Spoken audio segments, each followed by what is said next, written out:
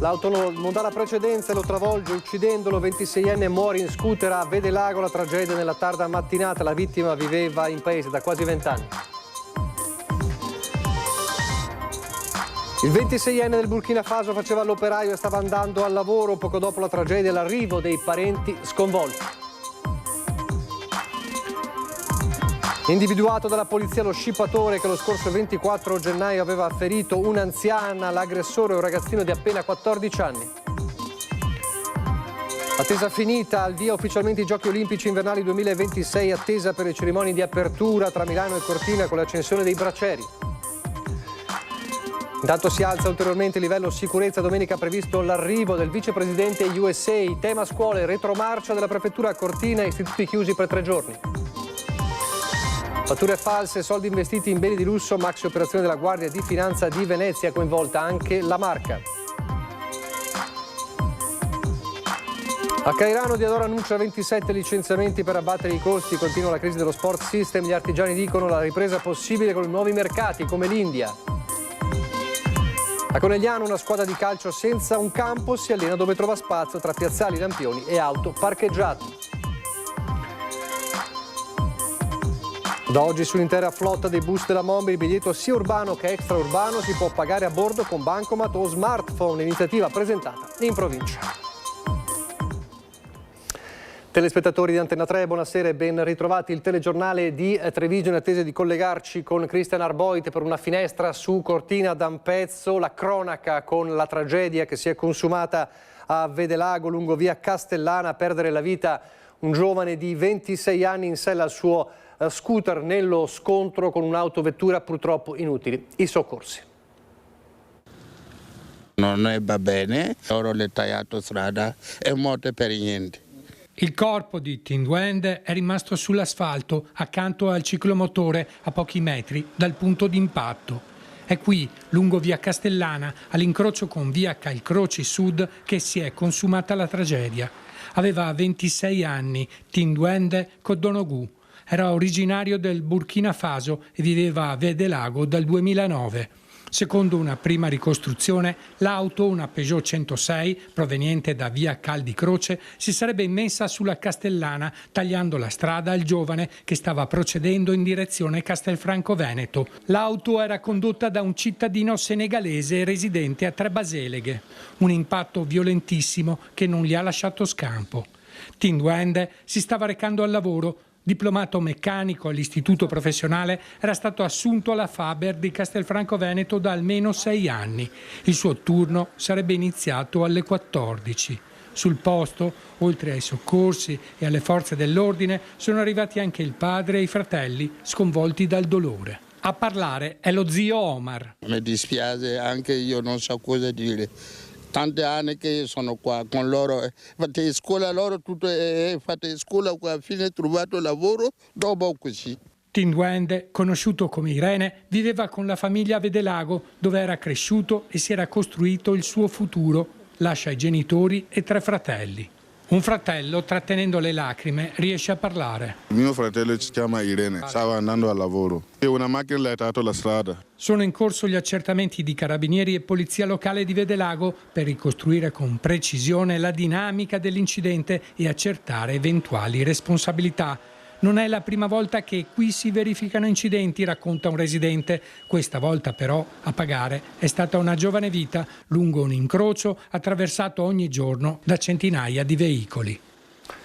Altri incidenti nelle scorse ore nella Marca tra Follina e Montebelluna, fortunatamente senza tragiche conseguenze, ma certo in almeno un caso, come vedete in queste immagini, la tragedia è stata sfiorata. Uno schianto e le 2 auto sono finite rovesciate su un fianco, incastrato tra le lamiere uno degli automobilisti. È accaduto in via Castelletto a Follina. I vigili del fuoco giunti sul posto hanno subito liberato il ferito, rimasto bloccato all'interno del proprio veicolo, e lo hanno affidato agli uomini del soccorso 118. Ferito anche l'altro automobilista, trasportato all'ospedale per essere medicato. Successivamente i vigili del fuoco hanno messo in sicurezza i mezzi e l'ambiente circostante. Ai carabinieri il compito ora di ricostruire la dinamica del sinistro e le responsabilità. Il traffico ha subito rallentamenti. Sempre in mattinata i vigili del fuoco di Montebelluna sono stati chiamati ad intervenire lungo la superstrada pedemontana veneta per un'auto che aveva preso improvvisamente fuoco. Ad allertare i soccorsi è stato proprio l'automobilista dell'auto, andato in fiamme dopo essere riuscito ad accostare il mezzo in una piazzola di sosta e a scendere dall'abitacolo prima che fosse troppo tardi. Insieme ai pompieri del distaccamento di Montebelluna che hanno spento le fiamme, sul luogo dell'incendio sono intervenuti anche gli agenti della polizia stradale e il personale ausiliario della superstrada pedemontana. L'auto è andata completamente distrutta, limitati invece i disagi per la viabilità lungo la strada pedemontana. Allora, prima di continuare con la cronaca, ci sono diverse notizie da raccontarvi, non possiamo non andare, come abbiamo fatto nel telegiornale del Veneto, a Cortina, ci torneremo poi anche nella pagina bellunese, a Cortina d'Ampezzo, dove si avvicina sempre di più il momento dell'inaugurazione ufficiale delle Olimpiadi Invernali 2026. Christian insieme a Stefano Bozzi. Christian Arboit, buonasera. Buonasera Nicola, a te, a tutti i telespettatori di Antenna 3, ci siamo, mancano poco più di 20 minuti per l'apertura ufficiale dei Giochi Olimpici. Gli occhi del mondo puntati su Cortina d'Ampezzo, che è sede, anche Cortina d'Ampezzo, della cerimonia inaugurale, quella principale a San Siro. Vedi le mascotte ufficiali Milo e Tina, ma in realtà qua il clima si sta surriscaldando minuto dopo minuto. Lo sfilamento delle 34 associazioni di Cortina, il coro, gli alpini, le forze dell'ordine che sono assolutamente schierate. Una città blindata che sta vivendo il suo sogno olimpico. Qui con me, lo saluto e lo ringrazio, sta lavorando da ore, da giorni, da settimane, il maggiore Alessandro Bui, comandante della stazione di Cortina. Come state operando, maggiore? Allora, mancano poco più di 20 minuti all'inaugurazione dei Giochi Olimpici. In un evento di questa proporzione la sicurezza deve essere al primo posto, però allo stesso tempo dobbiamo consentire alle persone che da tutto il mondo vengono qua a Cortina di godersi uno spettacolo sportivo all'altezza delle loro aspettative. Noi siamo in prima fila, siamo con gli assetti antiterrorismo, siamo con gli assetti di ordine pubblico e stiamo facendo in modo, insieme ai colleghi della Polizia e della Guardia di Finanza, che il sistema di ordine e sicurezza pubblico sia effettivamente efficace. Maggiore, voi vi state occupando anche della sicurezza informatica. In queste ore si sta parlando del cyberattacco ad alcune squadre olimpiche, anche ad un ristorante di Cortina. Ieri nel mirino erano finiti degli alberghi. Sappiamo che il Viminale e la Farnesina stanno monitorando la situazione. Voi come vi state comportando? Sì, abbiamo ricevuto vari alert ministeriali per questi cyberattacchi che hanno colpito varie strutture di Cortina. Abbiamo messo in campo i nostri specialisti sul settore informatico che già come primo risultato hanno operato una strategia di prevenzione e anche di consapevolezza degli operatori turistici, in modo di avere una segnalazione immediata di quelli che potessero essere le minacce e di prevenire infiltrazioni di queste cyber virus che stanno colpendo le strutture. Diciamo che questo assetto rimarrà fino alla fine delle Olimpiadi e delle Paralimpiadi. Per noi questo è un impegno che termina col giorno della chiusura delle Paralimpiadi, finché non saremo sicuri che tutto l'evento sarà andato bene, e questo è il nostro impegno che abbiamo preso con la comunità d'Ampezzo e con il nostro paese per fare di questo evento un evento nazionale sotto i riflettori di tutto il mondo. Grazie Maggiore Bui. Saranno 2 miliardi le persone collegate questa sera per la cerimonia di apertura. Ci saranno dei momenti in cui si vedrà anche Cortina, dove lo spettacolo è già iniziato, quello il palco ufficiale dove ci sono i pennacchi, dove ci sarà l'alzabandiera davanti alla Casa delle Regole, al cospetto del campanile di Cortina, l'iconico campanile di Cortina, dove c'è il timer e dove c'è il bracciere, il secondo bracciere olimpico, che sarà aperto, acceso in contemporanea a quello di San Siro a Milano. Con Stefano Bozzi ci avviciniamo, ti mostriamo quella che è l'area rossa. Siamo in piena zona rossa che è appena stata bonificata. Per accedere ci vogliono dei pass, tutto è ovviamente monitorato, le operazioni di bonifica stanno andando avanti da ore, da giorni. Quindi Nicola, se per te va bene, ci risentiamo fra qualche minuto. Chiaramente questo il clima al cospetto delle Tofane, al cospetto del campanile di Cortina. Migliaia le persone che assisteranno a questa cerimonia di apertura in loco. 2 miliardi, lo ripeto, quelle che saranno collegate da tutto il mondo, gli occhi del mondo per l'appunto puntati addosso alla regina delle Dolomiti. Per il momento è tutto, te la linea. Grazie a Christian Arboit e a Stefano Bozzi. Ovviamente chiedici la linea e in ogni caso ci rivedremo con un flash nella pagina bellunese. Intanto lo aveva anche detto nel collegamento nel TG del Veneto, a proposito di sicurezza si parla della presenza di J.D. Vance, il vicepresidente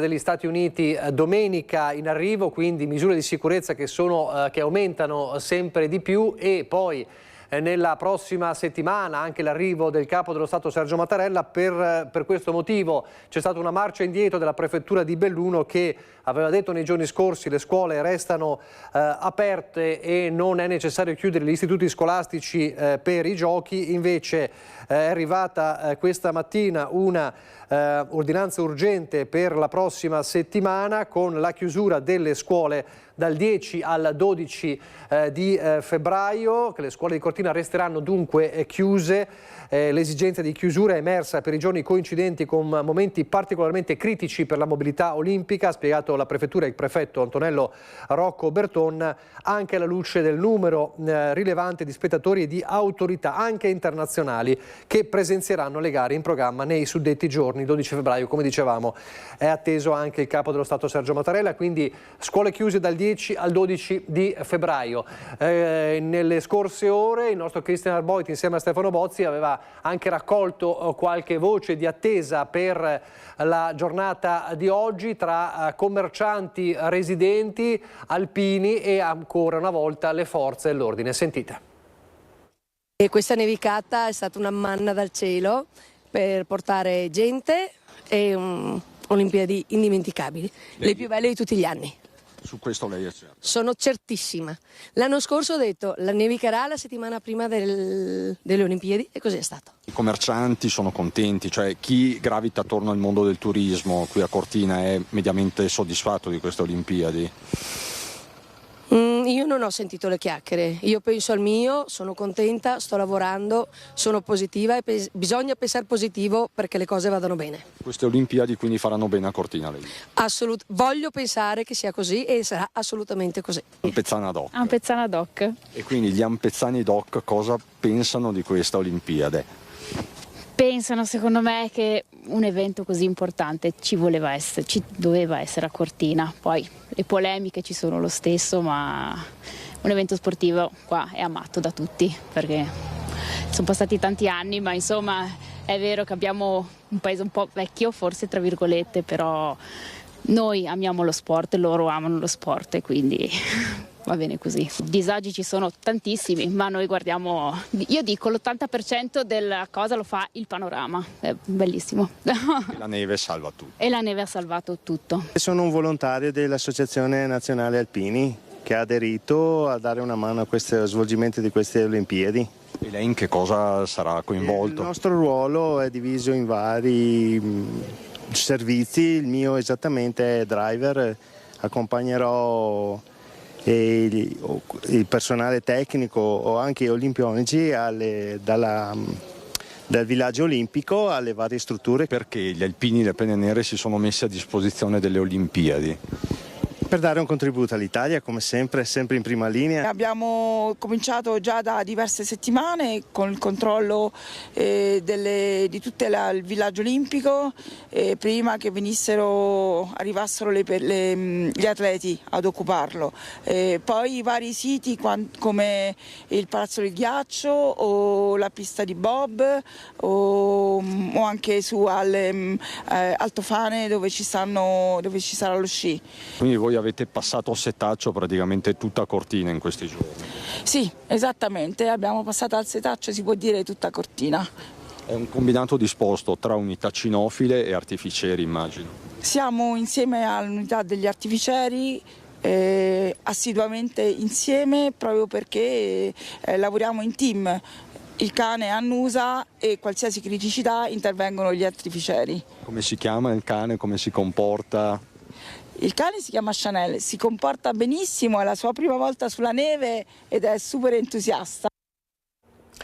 Riapriremo una finestra su Cortina fra poco, ma dobbiamo tornare a Treviso perché parliamo delle indagini della polizia sullo scippo violento avvenuto in pescheria lo scorso 24 gennaio. Lo ricorderete, un'anziana che è finita in ospedale dopo essere caduta a terra. Ebbene, il suo aggressore ha soltanto 14 anni.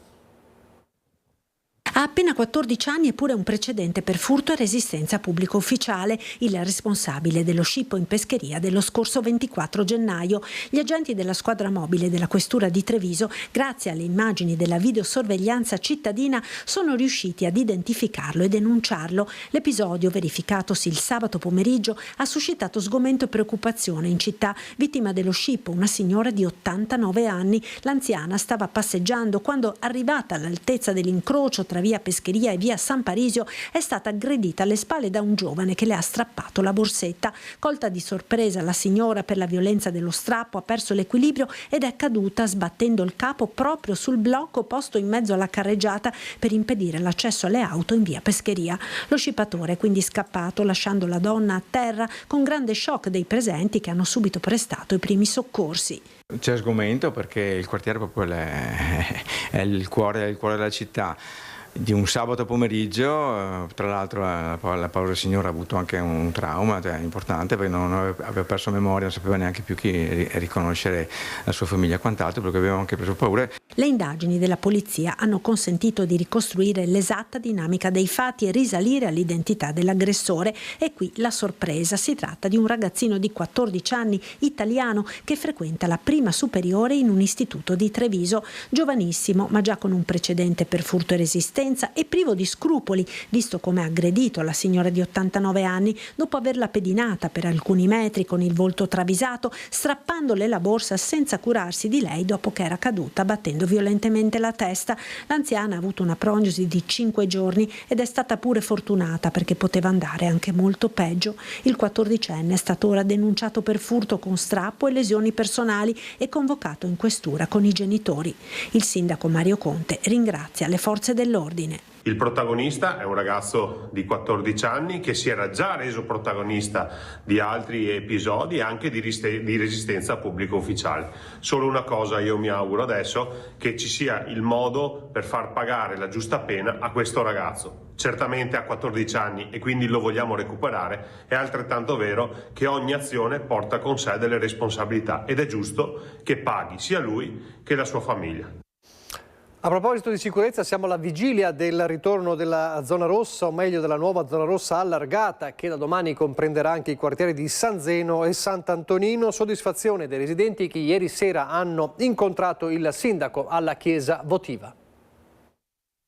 Sala parrocchiale della chiesa votiva gremita, oltre 100 persone hanno partecipato all'incontro con il sindaco ed il comandante della polizia locale su sicurezza nel quartiere di Sant'Antonino. Promotore il gruppo di controllo di vicinato della zona, che da tempo vede i residenti impegnati attivamente nel cercare di contrastare gli episodi poco piacevoli che si verificano soprattutto nell'area a ridosso della ferrovia. Spaccio, degrado, anche aggressioni che allarmano non poco i cittadini. Ora sono arrivate delle risposte concrete alla richiesta di sicurezza. Queste risposte concrete sono arrivate in termini di zona rossa. Oggi siamo alla vigilia, partirà domani finalmente. Una zona rossa che dovrebbe aiutare tutti i residenti. Solo il mio gruppo conta più di 100 persone, a sentirsi un attimino più tranquilli quando girano per le strade del nostro quartiere. Inoltre è arrivata finalmente la splendida notizia dell'arrivo dell'installazione delle telecamere che aspettavamo da 2 anni. Intanto i cittadini vogliono sentirsi meno soli e fioccano le adesioni al gruppo di controllo di vicinato.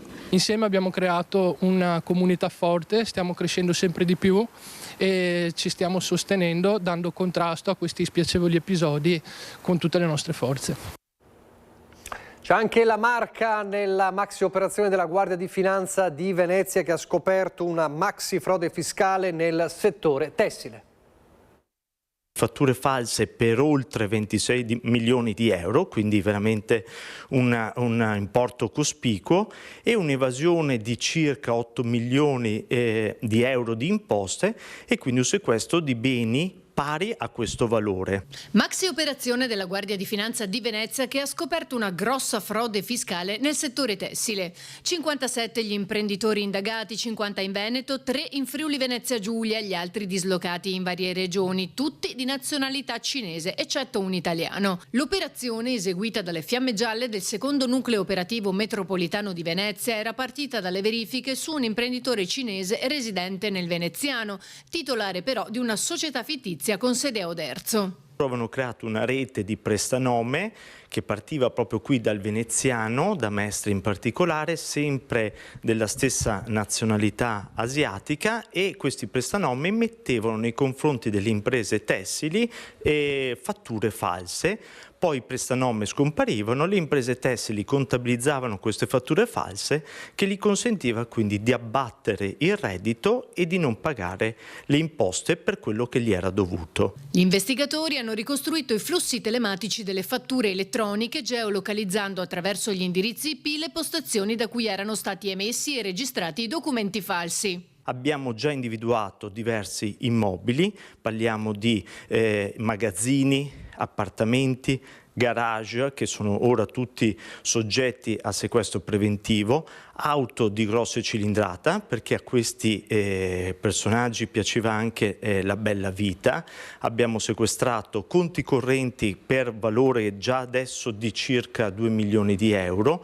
Molto denaro contante anche grazie all'utilizzo del nostro cane che è abilitato a sentire l'odore del denaro contante. Questo ci ha consentito di trovare dentro le loro abitazioni, presso le loro aziende, parecchio denaro contante, sia italiano che straniero, e poi anche beni di lusso. Tenga conto che ad esempio abbiamo sequestrato orologi che ciascuno valeva oltre 160.000 euro. Al momento non ci sono misure cautelari personali, ma le indagini non sono concluse. Anche in queste ore stiamo continuando con i sequestri perché per noi è anche importante bloccare subito il patrimonio che loro hanno, che sarebbe dovuto entrare dentro le casse dello Stato. Torniamo per un attimo a Cortina d'Ampezzo con Cristian Arboit e Stefano Bozzi. Li vedo sullo schermo. Allora, Cristian, siamo davvero vicini ormai. Siamo vicinissimi, Nicola, 7 minuti e si avvieranno ufficialmente le Olimpiadi di Milano Cortina 2026. Gli occhi del mondo puntati addosso alla Conca, alle Dolomiti, alla provincia di Belluno. Roberto Padrin, presidente della provincia di Belluno, ormai ci siamo, il dado è davvero tratto. Sì, e c'è anche tanta emozione e che sto veramente toccando anche in tantissime persone che sono venute qui a Cortina per assistere a questo momento che dà il via a 2 settimane, penso, mi auguro veramente indimenticabili per il nostro territorio, per la città di Cortina che se lo merita per tutti gli sforzi che hanno fatto per arrivare sin qui. Siamo davvero al punto di svolta per la provincia di Belluno. Ma sì, l'abbiamo sempre detto che le Olimpiadi e le Paralimpiadi sono un'opportunità unica e straordinaria e diciamo così che oggi lo tocchiamo con mano, iniziamo a toccarlo con mano. Ho incontrato prima anche alcuni atleti, c'è tanta tensione ma c'è anche la grande determinazione di cercare di ottenere un risultato straordinario, perché poi che conta oltre all'organizzazione sono le medaglie e mi auguro che le nostre azzurre e i nostri azzurri ne portino a casa tante. Mancano pochissimi minuti. Un tema concreto, quello delle infrastrutture, prima di goderci il sogno olimpico, un timing, variante di San Vito, variante di Longarone. Entro l'estate la variante di San Vito sarà completata e per la variante di Longarone in autunno inizieranno i lavori e per noi questo è il più grande risultato post-olimpico che mai avremmo potuto sperare. Ecco, un evento che mette insieme più generazioni, abbiamo qui un sedicenne, un giovanissimo Pietro, adesso ve lo presentiamo. Pietro, tu hai 16 anni ma ti metti a disposizione di questo grande evento. Sì, ho 16 anni e come tanti altri ragazzi sono a disposizione perché con questa opportunità possiamo vedere Cortina da vicino, vedere le Olimpiadi da molto vicino, diamo una mano alla città e è una bella esperienza, insomma. Sei studente di liceo classico? Sì, sono studente di liceo classico e questa cosa non comporta grandi compromessi alla scuola perché comunque si riesce a conciliare entrambe le cose. Quindi tu nei momenti liberi vieni a Cortina e darai una mano, che cosa farai? Diamo una mano, noi del Cortina Welcome Team, aiutiamo la città appunto e diamo il benvenuto alle persone che arrivano da fuori, diamo delle indicazioni e appunto diamo il benvenuto, welcome team. Del resto, Presidente, le Olimpiadi sono dei giovani, sono per i giovani. E sono felice che tantissimi volontari e tantissime persone che qui lavorano sono proprio dei nostri ragazzi della nostra provincia di Belluno. Per loro sarà un'esperienza indimenticabile, molto formativa, e quindi sono felice per loro e li ringrazio anche della disponibilità che hanno messo per la città di Cortina e per questo evento. Altra questione, quella della chiusura delle scuole dal 10 al 12, oggi è stata presa, dicevamo anche prima, la decisione da parte della prefettura, bene così. Bene, è chiaro che se ci sono delle condizioni di sicurezza che non permettono questo, noi dobbiamo accettare le decisioni che comunque arrivano per tutelare i nostri ragazzi. È chiaro che così all'ultimo momento non è facile, forse da digerire soprattutto per le famiglie. Io spero che questo disagio sia il minimo possibile. Il 12 arriva Mattarella, ci sarà un appello specifico alla Presidente della Repubblica? Ma siamo orgogliosi, felici che dopo essere stato a Milano venga qui a Cortina ad ammirare le nostre Dolomiti, a tifare per le nostre ragazze. Noi avere il Presidente è un onore infinito, l'abbiamo già incontrato più volte in provincia e non possiamo che dire grazie a lui per la sua sensibilità che ha verso le Dolomiti, le nostre montagne e la nostra provincia. E risulta anche a lei che domenica ci sarà il Vicepresidente USA qui a Cortina ad assistere alla discesa? È una voce che circolava molto forte qui a Cortina e quindi penso che ci siano grosse possibilità, anche perché l'Inzifon è tra le favorite della Libera e anche se è in condizioni fisiche non ottimali penso che sarà tra le favorite della gara. Pietro, ti senti di lanciare un messaggio ai giovani bellunesi in questo momento? Beh, mi sento di lanciare questo messaggio, di partecipare il più possibile a questa esperienza delle Olimpiadi, dare una mano più possibile, perché si dà una mano sia alla città ma è anche una cosa che arricchisce personalmente, appunto. Grazie Pietro, in bocca al lupo, buona Olimpiade. Buona Olimpiade Roberto Padrin, Presidente della provincia di Belluno che con questi giochi si gioca davvero tutto. Mancano 2 minuti e ci sarà il via ufficiale alla cerimonia. Cortina agli occhi del mondo, puntati addosso almeno 2 miliardi di persone che vedranno le tofane, vedranno la meraviglia delle Dolomiti. Per il momento è davvero tutto, con Stefano Bozzi ti restituisco la linea. Grazie a Christian Arboit e poi ci rivediamo anche nelle prossime edizioni. Intanto vi faccio vedere questa immagine che invece viene da Milano, dove c'è il presidente Stefani che stringe la mano al capo dello Stato Sergio Mattarella, l'altro grande fronte insomma con i VIP da Mariah Carey a Laura Pausini e si parlava anche di George Clooney in queste ore, è ovviamente San Siro a Milano. Pochissimi istanti di pubblicità, poi di nuovo in diretta.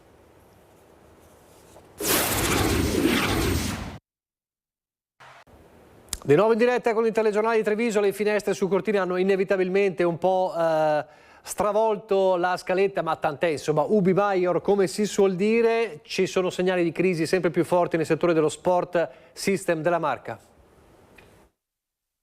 È l'ennesimo segnale di crisi dello sport system di Marca.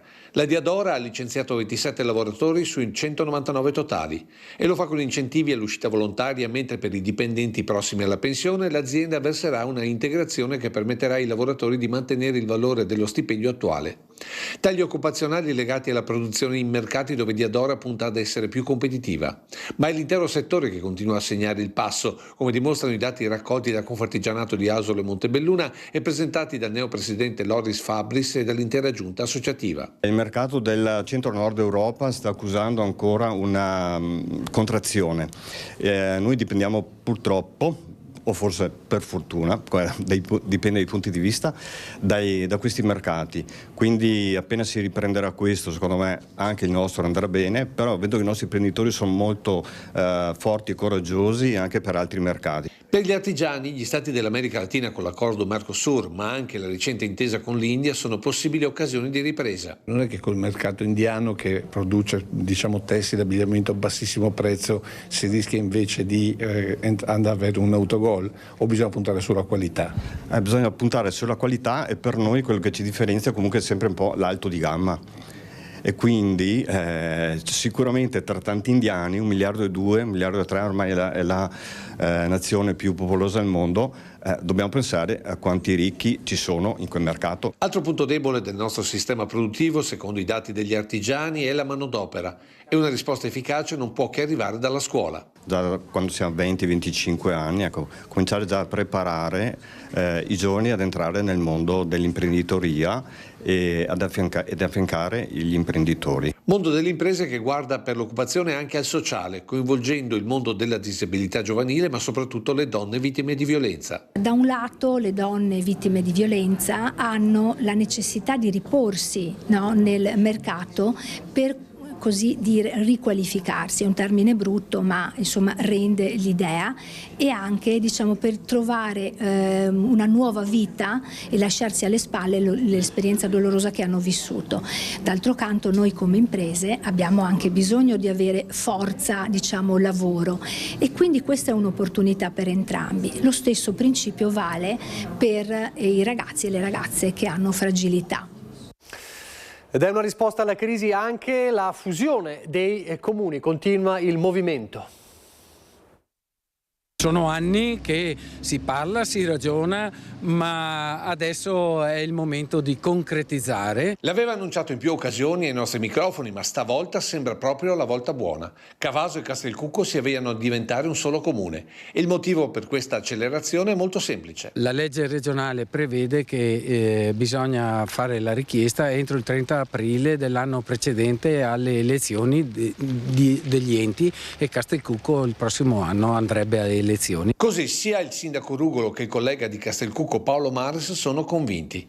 2 dei 4 comuni che inizialmente erano interessati all'operazione.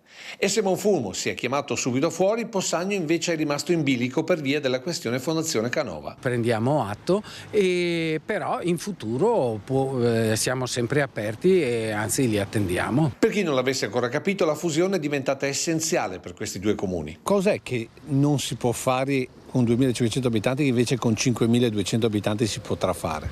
Indiscutibilmente l'organizzazione interna viene a migliorare enormemente. Unire i comuni significa avere più dipendenti in un tempo dove le amministrazioni si soffiano figure professionali come responsabili della ragioneria o segretari comunali. Ma significa fare anche economie di scala, considerando che a Cavaso i 70.000 euro che ritornano dallo Stato pagano a malapena i dipendenti, e per tutto il resto il sindaco conta sui 330.000 euro che ogni anno arrivano da Scopiave. Purtroppo questo viene a minare la capacità programmatoria dei comuni, e questo in parte per 15 anni verrebbe compensato invece da entrate supplementari garantite dalla legge. Quindi c'è pure l'incentivo per un percorso già segnato che porterà in autunno al referendum confermativo. Ma avete già un nome? No, sarà la popolazione a decidere con un sondaggio. Una decisione che per il sindaco Rugolo si può racchiudere in questo slogan. Noi vogliamo creare il futuro e non subirlo. Torniamo a Treviso adesso, per parlare di un cartello ironico, ma anche di un appello importante per il comune. Ridare un edificio pubblico ai cittadini. Questo è il senso dei cartelli ironici appesi dal movimento Non Una di Meno all'esterno dell'ex consultorio di Via Montello a Treviso, con un obiettivo ben preciso. Per avere l'assegnazione della struttura qui di Via Montello, perché vogliamo costruire uno spazio di salute popolare, una consultoria transfemminista con servizi costruiti al basso. Il movimento contesta il trasferimento all'interno del Cafoncello, quando la struttura era ben più centrata per i bisogni della città e non solo, considerando che nella Marca il rapporto consultori-cittadini è molto molto alto. In tutta la provincia di Treviso di un consultorio ogni 54.000 abitanti, quando lo standard ne prevederebbe uno ogni 20.000 e addirittura uno ogni 10.000 nelle zone rurali. Noi vorremmo offrire servizi che non si limitino solo alle soggettività femminili, ma che vadano a rivolgersi anche a tutte le persone che fanno parte della comunità queer e le persone trans. Uno spazio autogestito, ma soprattutto uno spazio che per il movimento Non Una di Meno, ma anche per Coalizione Civica per Treviso, deve rimanere pubblico. Negli ultimi 20 anni abbiamo assistito, soprattutto in centro storico, ma anche nei quartieri, al progressivo passaggio di edifici che erano pubblici e ospitavano servizi pubblici al privato, che li ha trasformati ovviamente in quasi tutti i casi in edifici residenziali, in particolare in appartamenti di lusso. E noi riteniamo che questa tendenza vada invertita. Non a caso, per poter organizzare domenica pomeriggio un'assemblea pubblica sul tema, le associazioni si sono rivolte ai frati della Chiesa di San Francesco. Perché un'altra delle carenze della città è quella di sale pubbliche che siano disponibili, se non gratuitamente, almeno a costi molto modici, molto sopportabili, anche nelle ore serali e durante i fine settimana. Cambiamo argomento: pagare il biglietto sull'autobus con smartphone o bancomat. Da oggi si può sui bus MOM.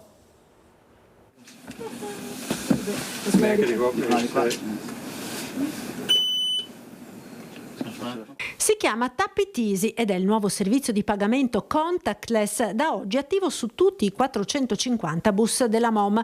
Consente di pagare il biglietto direttamente a bordo utilizzando carta di credito, carta prepagata o smartphone. L'importo viene addebitato direttamente sul conto collegato alla carta, un modo che rende più semplice il pagamento soprattutto per gli utilizzatori occasionali del mezzo pubblico che non devono preoccuparsi di acquistare i biglietti o scaricare app.